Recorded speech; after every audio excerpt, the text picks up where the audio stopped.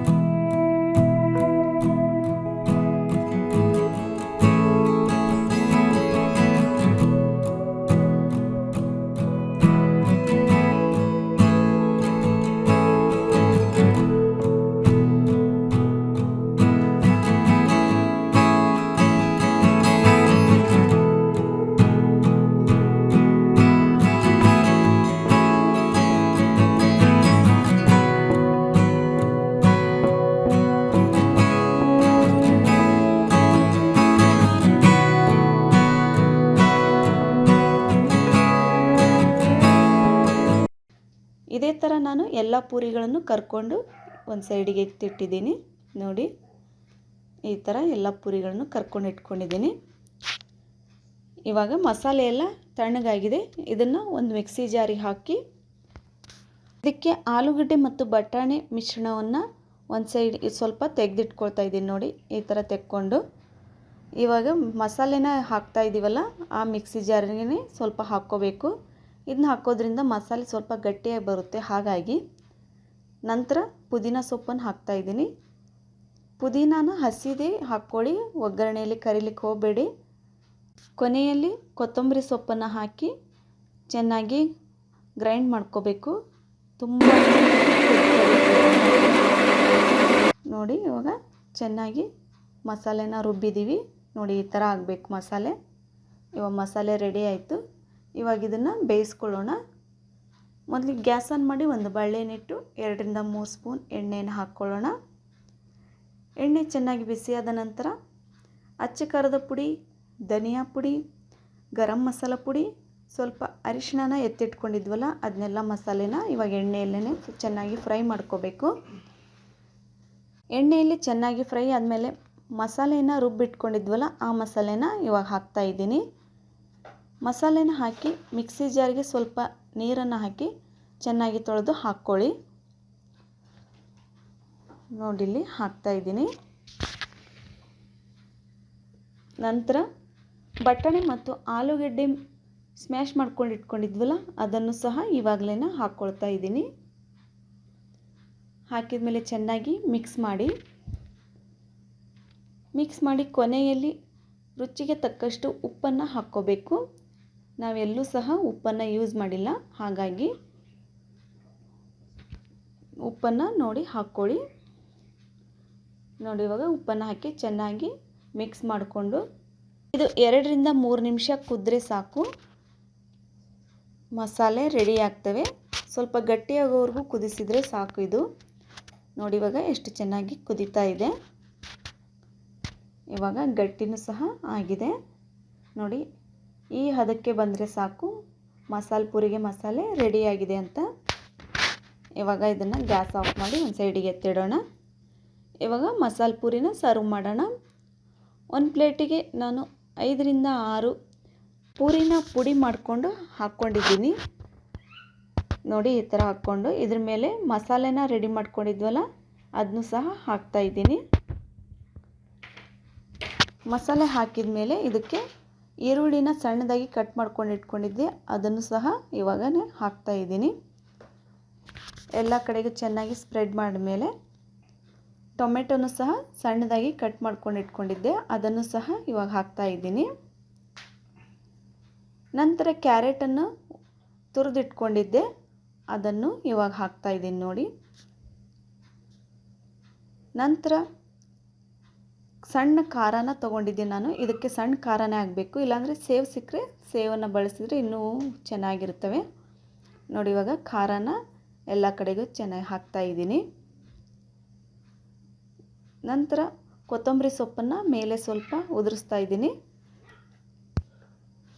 ಆಮೇಲೆ ಮೇಲ್ಗಡೆ ಸ್ವಲ್ಪ ಈರುಳ್ಳಿ, ಸ್ವಲ್ಪ ಟೊಮೆಟೊನ ಹಾಕಿದರೆ ಮಸಾಲೆ ಪೂರಿ ಸವಿಯಲು ರೆಡಿಯಾಗಿದೆ ನೋಡಿ. ಎಷ್ಟು ಚೆನ್ನಾಗಿ ಬಂದಿದೆ ಅಂತ ಮಸಾಲೆ ಪೂರಿ.